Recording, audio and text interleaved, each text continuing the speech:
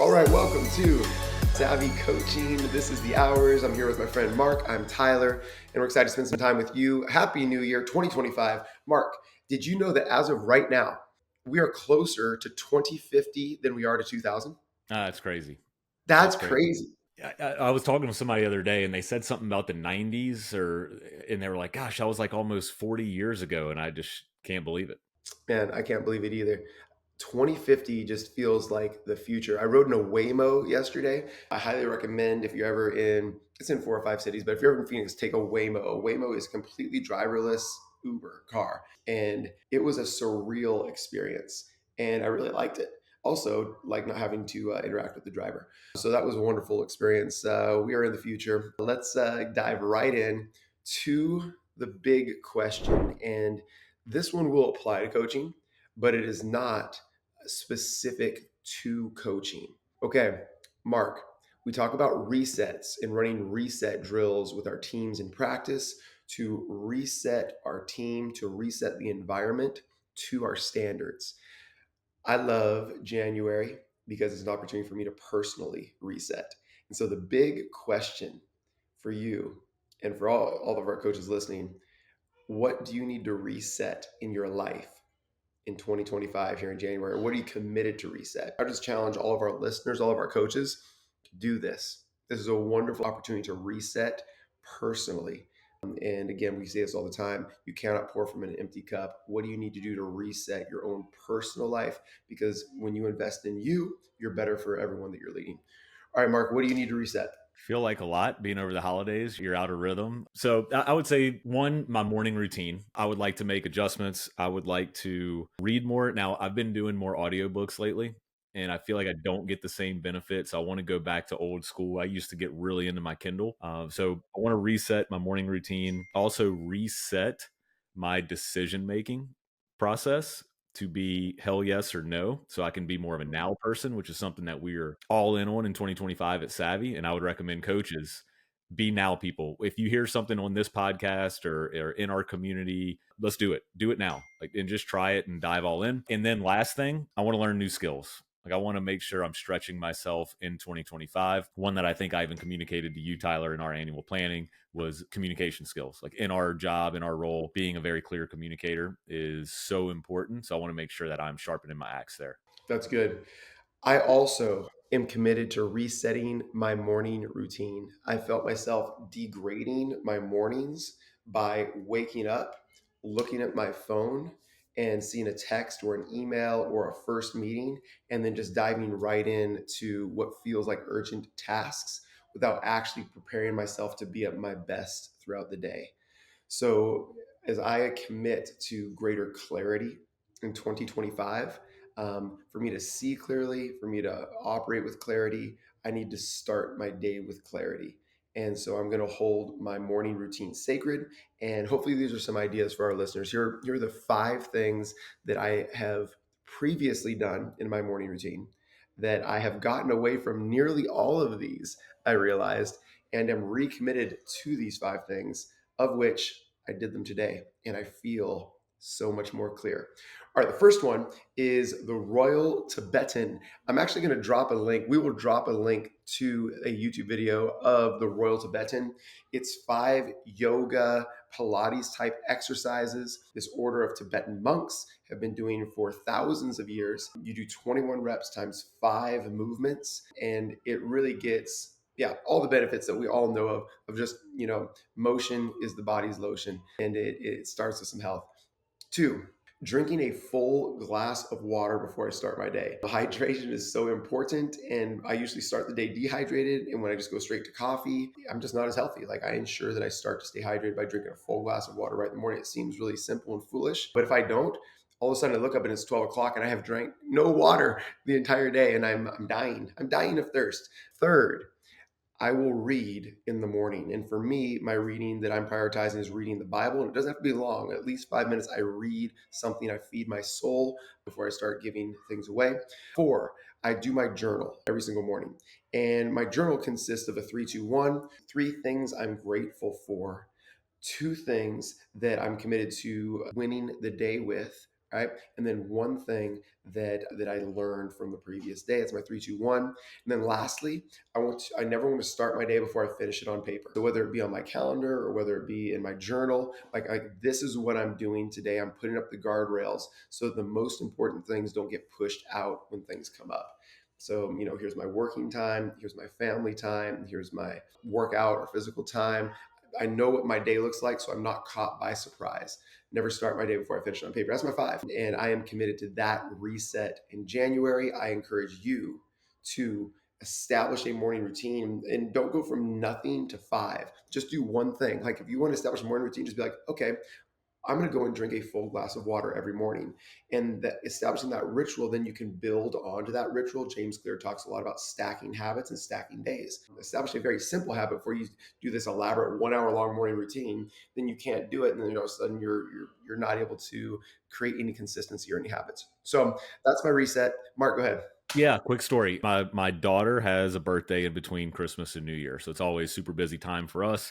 And we had my daughter's birthday party at my dad's house, and he needed a leaf blower. So he texted me and said, "Hey, when y'all come, can you bring a leaf blower?" Well, mine's a battery powered one. The batteries weren't charged, and I didn't want to forget the leaf blower, so I just put it on the hood of my car and had the batteries charging. And that was a system where I shaped the environment to where I didn't have to think about it. There was no chance I was going to forget it unless I'm driving down the interstate with a leaf blower on my hood.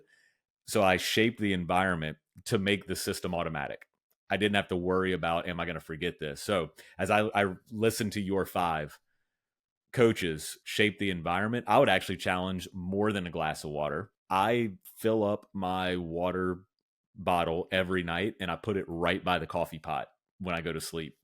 That way, when I wake up, when I'm waiting on the coffee, I'm chugging my water. So that's a way coaches shape the environment. As you get better at shaping your own environment, you will get better at shaping your practice environment as well. Of how can I form practice, shape practice to where I don't have to beg, I don't have to plead, I don't have to hope that we get to these things.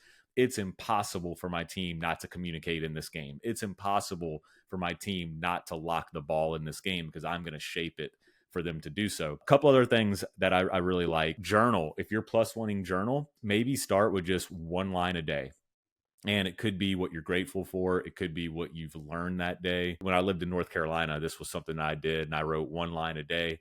Came across my journal the other day. We're moving, so I'm cleaning out my house, and it was so cool just to be able to look back and read one line on every day that I was in North Carolina. And then last, I would encourage coaches to plan their day the night before. I have found a ton of value in that. That is a Don Meyer teaching. And then, okay, Tyler, small question: how do you do your Bible reading? Is it like, do you read in sequential order? Do you just open it up? Do you concentrate on one book? Yeah, so I go chapter by chapter, verse by verse, one book. So right now I'm in Proverbs, and so I'll read a chapter of Proverbs and then journal about it afterwards and work my way through that. So I usually identify a book of the Bible and then go through kind of a chapter or a chunk of a chapter every day. Yeah, one thing haven't been as consistent with, but have played around in the past, is an app that has like a verse a day where you Yeah. just wake up and get a quick verse. Yeah, no, that's wonderful. Hey, everybody, this is Tyler, and I'd like to personally invite you to join our free SAVI coaching community. Post any question you have here in our chat and get your questions answered, as well as get access to all of our free resources in our SAVI community. We've got it all here for you. So click the link below, and we'll see you inside. Okay, well, looking forward to everyone resetting and being better than they were. Let's hit 3 mailbag questions here. Lots of questions coming into our free community. If you are not currently a part of our free coaching community, where you can get your questions answered in real time by other coaches all across the world, get access to our courses if you want to purchase courses, and honestly, yeah, just get encouraged by knowing that other coaches are going through the same things that you're going through. You need to get there. Just go to savvyfree.com. You can see right now, savvyfree.com will take you here. You just sign up and get your questions answered. And we got some great coaches in there. Shout out to Bjorn, who is at the top of our interaction leaderboard. The leaderboard is basically just showing who is the most interactive in the community. And most of us as coaches, we understand this, but the best way to learn is to teach. So if you're in the community, give back, like answer other people's questions. And the more you answer other people's questions and make thought-provoking posts, the more other coaches like it, and that's how you move up the leaderboard. We got some cool names and some cool resources as you move up the leaderboard in our free community. Go to savvyfree.com and join our free community today. All right, let's grab a couple of questions. Mark, a lot of questions about zone, different types of zones like triangles and twos, box and ones, right?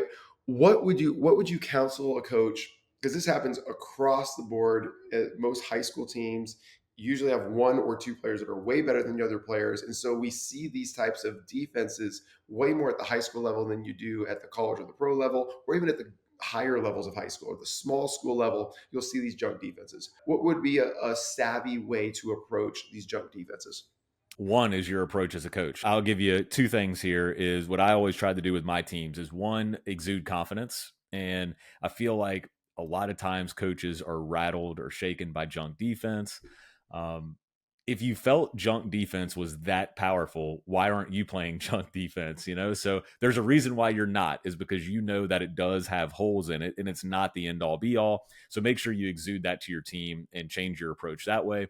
And then second, especially a box and one, I always wanted my star player to feel like they don't have to score 20 or 30 in order to win this game. The advantage is oftentimes away from them. I wanted to equally use our star player as a weapon, but also use them as a decoy or to create space for our other players. So, number one, it would be your approach. Number two, make minor adjustments to what you already do. So, your defensive system, if you're running lock left, maybe go red, maybe extend in the full court, maybe go whatever your full court pressure is. That way, we might just automatically get a more free flowing game where we're going to have less possessions in the half court. And second would be what quick hits, what sets do you have installed that you could make minor tweaks to beat the triangle, to beat the box. So, for instance, there's always stuff that we would install that were good against man and zone. I would call those against the box and one. We treated that like a zone. Triangle and two, we treated more like man. We would have more off ball screening. Like we would get to our split actions more, but we would focus on slips. We could slip any screen at any time just against traditional man to man, but against a triangle and two, we loved the switch. So we would go all in on actions that we already had. And then, last, if you need to install something and you feel like this is something that you're going to run a lot, if you feel like you're going to see a lot of box and one, a lot of triangle and two, then maybe we would go a step further and install something knowing we're going to need this for the rest of the year. If this is a one off, we're going to do exactly what I said, change our approach, tweak the systems that we already have, whether it's on the offensive or defensive side of the ball. Nothing to add. Completely agree. Okay, this is a key one right now, and I think it even goes back to our big question. This one got a lot of interaction in our free community. One coach shared that they're feeling drained, deflated, and desperate for answers with a winning record at the Christmas break. He's like, how do I do it? He's like, he just, was sharing all of the things that are frustrating him about his team and his players and their practice habits and their practice energy. I'm so glad that this coach asked, because so many coaches chimed in on this one, both with support, but also like empathy, saying like, I felt that as well. And here's what I would suggest to him and you. You got to protect your joy. You got to protect your joy, guard your joy. Like, no amount of wins, no success, no record is more valuable than protecting the joy of coaching, the joy of building a team. So identify, what are your joy stealers. There's not an offensive or defensive system that's more important than protecting your joy. There's not a points per game or an award that's more important. Like, what are your joy stealers? Then create a standard around those joy stealers and eliminate those things that steal your joy. So if a quiet, low energy gym steals your joy, then nothing else matters. Eliminate those energy vampires, the individuals' behaviors that are sucking the energy out of your gym. If players showing up late is stealing your joy, then eliminate the option of showing up late. If boring practices or the end of practices when the attentiveness is falling off steal your joy, Then eliminate that by cutting off the last 30 minutes of practice, right? If I don't know, like you name it, eliminate things that steal your joy. That is how you protect your joy.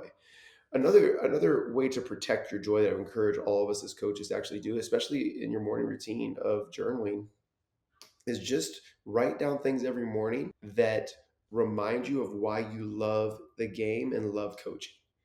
So like when we go through our day and all we see is the things that we hate about our team or about coaching, and that's all that we see, and therefore that's all that we think about, and therefore that's all that we talk about, and therefore that's all that we see. It's a death spiral. Mark, let's popcorn three things each real quick. What's something we love about coaching basketball? What's one for you?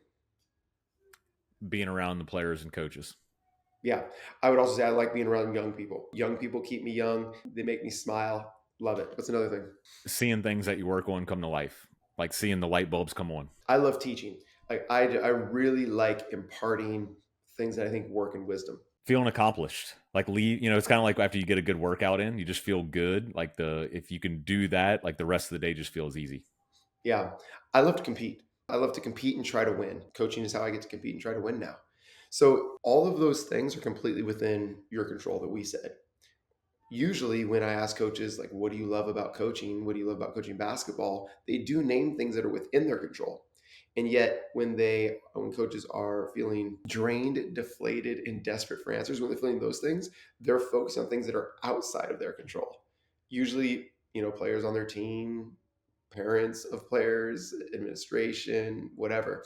So when you focus on why you love it, you focus on things you can control and you magnify those things. So that's what I'd suggest a coach does if they're feeling drained, deflated, and desperate for answers. Yeah, I'm looking at the post here in our free community. One thing that stood out to me was I come in motivated each day to get better and improve, but lately we can't get past the first couple drills. So a lot of things come to mind. The first one that came to mind though was we can't show up expecting all of our problems or our culture to be different because it's a new day. We have to intentionally create that. Like I would ask this coach, and honestly, it's the value in being a paid member is we get to spend more time with you. We get to know you and your program much better on a deeper level, and we can provide more insight and support. That's the whole point of what we do at SAVI Coaching. That's why we get up in the morning. But I would ask this coach, and hopefully he's listening. I'll drop the link into the thread. What are your values? Like, what core values, what standards have you set for your program? I'm gonna go out on a limb here and say we haven't invested a lot of time in that. And I've talked with a couple coaches this week that have had the same feeling or just feel unfulfilled. One coach is 15-1 right now, and he's like, "Why am I not happy?" I'm like, "Well, what are your values?" And he's like, "To be honest, we haven't really spent a lot of time on that." I'm like, "Okay, well then, like, we're coaching for the wins, and if you're coaching for the wins, you'll never be fulfilled because it's never enough." So the values also, if we can't get past the first couple of drills in practice without being deflated, then maybe change what we're doing early, right? Like maybe that's what we need to reset in 2025 is the way we practice. So many more things come to mind, but that's where I'd start. I would like to move off of mailbag because I like ending on that one because I think that is a essential theme that we need to focus on here in the new year, in the middle of the season. As we transition into the game of the week, I'll share we both Mark and I have a long time friend talked to about basketball for many, many years. He just recently texted us both. And he's like, I joined the community for annual. We're going to do this thing, and it is always interesting when your friend decides to pay for your service or buy your product in your business, right? Because you've just been talking casually with them for a while. And this friend, Mark shared this with me. This friend shared, he's after his first weekend, he's like, "Oh, I really didn't know what it was all about. I just knew I liked you guys. Didn't really know what it was all about." He's like, "Oh, this is so valuable." And when you hear that from a friend, it's really encouraging. And it also just makes me want to share with you, like, give it a try. Like, I really think you're going to like it. I really think it's going to be valuable. I just got back from Idaho working in person with one of our longtime SAVI programs and a couple of our other annual members that lived in the area. We just grabbed a meal, we did dinner, we sat down with their notebook and went through stuff. And it's really wonderful just to have someone to bounce ideas off of and to be able to help people. So all the things that you feel with your team, we feel with our team, which is you guys. Please give our give our paid membership a try. If it doesn't help you significantly within 30 days, we just give you your money back because we always want to offer more in value than we take in payment. All right, let's switch up into the game of the week. I've got the game of the week right now. I would, in the middle of your season, I wouldn't suggest changing what you're doing offensively unless you're not running a SAVI system, then change. I wouldn't suggest changing what you're doing offensively, but I would just suggest maybe throw in a new series of actions if you've taught your team to play in dominoes and play in neutral. Neutral, run action, dominoes when we have an advantage, keep knocking over dominoes until you get a big advantage. So if your team has learned those two things, it should be really easy to throw in new actions or a new series of actions. A series, as we define it as SAVI, is something that has the same trigger. So any action that would have a similar or same trigger from a similar or same shape, that would be a family or what we call a series of actions. So what I'm going to show you today is 4v2 attack training is how we actually input with the team just over this past week.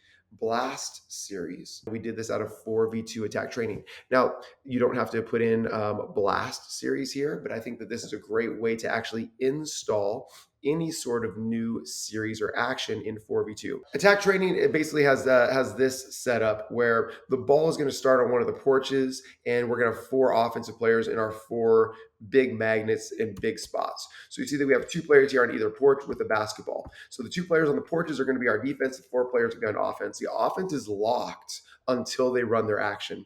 So as we pass the ball out and we get a click, we get a 2 out to get that habit, we want to arrive in neutral. Neutral triggers action. So we just want them to get familiar with how they can trigger action out of blast series. And blast series is just blasting the corner player up to the wide spot or the high spot. Right here, we see that player blasts. So from neutral, this is how we're going to get into our blast series. One option that you can work out a blast series, right? You can do any series you want out of this 4v2 is they're working splits. They're just splitting away between the action spot to action spot. On this split, we want to get into dominoes, get into advantage, and they are unlocked and completely live, hunting 9s first and 7 second. So we get an away screen, we get some sort of a collision or an attempt at a collision, then we split with one player putting pressure on the rim that we see there, and one player putting pressure outside the 3-point line in space. This pass unlocks the offense to play live 4-on-2 to try to hunt 9s first and 7s second. They get some sort of an advantage in the post, and so now it's completely unlocked. She's hunting a 9 first, 7 second. That's a nice burn cut. Love it. Great. We get a good shot. Great. And they got a small advantage layup, but we'd go in 8. So you can organize. We at SAVI really don't like to teach how to organize drills, like how you rotate through drills. We think that there's a greater benefit to the players learning their organization. Learning how to fill spots in drills will translate into learning how to fill spots in offense. So what they tended to do is if they were in those corners, they moved up to the action spots out, new people coming in from the baseline. So we just flow into this thing continuously. You can see that they're actually entering the ball even as they're shaping the floor. Click, click, arrive in neutral. What's neutral trigger in action? What series are we in? Blast series. And so we blast up. Now, same thing. We get our split action away. Great, no big deal. This now unlocks it, right? We are going to have advantages in 4-on-2. That's fine. They get neutral again. They're going to go into another blast series. So that's how we would kind of flow into 4v2 attack training. And that's how I would introduce any new action. Because once you get out of this action, you will have advantage. You will be in dominoes. And so you can still work on playing in those 2 phases of offense. It's funny how aligned we are. We used to do 4v2 Rose series where Blast is incorporating the corners. Common problem that coaches encounter is I can't get my teams to hold the corner. So at the freshman level, we would get completely blank slates. We didn't have feeder programs. Then I just recommended we'll put 2 players in the corner, play 2-on-2 rows, and get those players used to just watching in the corner. It's almost like a porch spot, right? When I'm in the corner, I'm at home. I can see I'm only getting in the action if I needed to. So I would use this for Rose series or Blast series, but it's a great way to go 4-on-2. Series. Yep. Beautiful. Beautiful. Awesome. All right. Well, let's go into our last segment of the hours here today. And our last segment is always going to be how we can teach a little bit better. Okay. And it goes around a savvy principle that is not new, especially if you're a regular listener or a member, but is measurement is magic.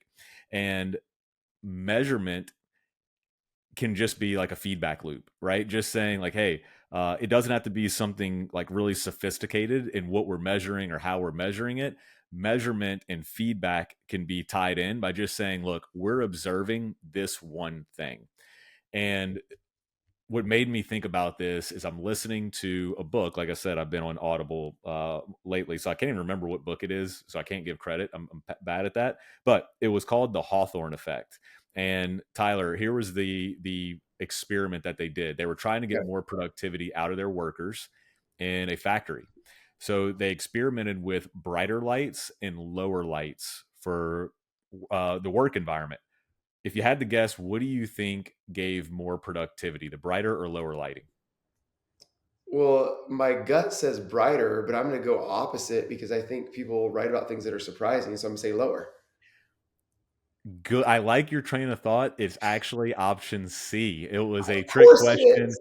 It was both. It was brighter and lower lights. And the reason why is the workers knew they were being observed. So no matter what, if I know I'm being observed, I'm going to produce at a higher level.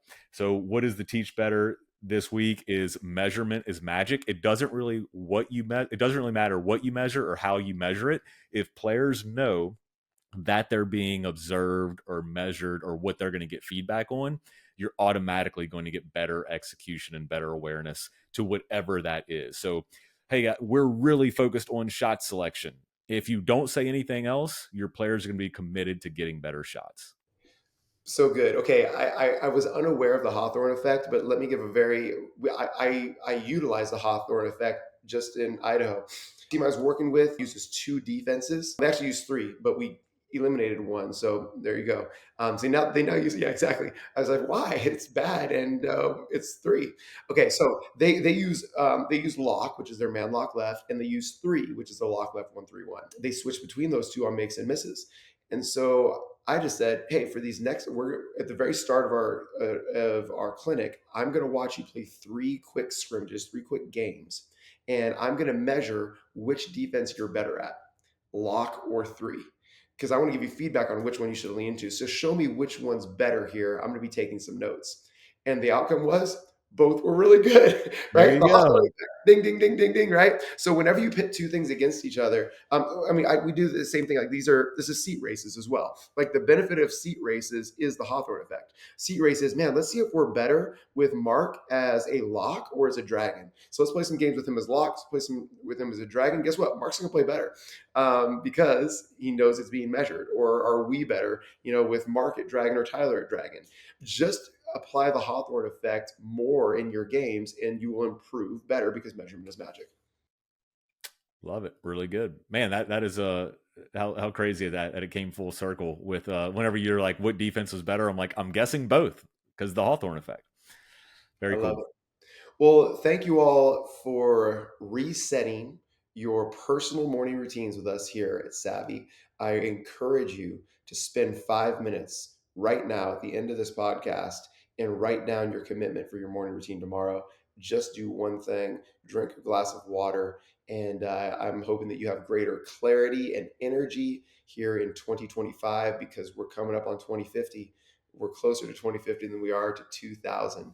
Final thoughts, Mark? Yeah. If you're part of our Savvy Free community and you feel like you're getting a lot of value, I want to echo what Tyler said. Take a shot with us in our paid. We just launched our paid community in December. Tyler and I spend 99% of our time in our paid community versus our free community, and we're able to go deeper and serve coaches at a much higher level. And I am enjoying it so much over the month of December. I think you will too. Love it. Until next time, stay savvy. Stay savvy.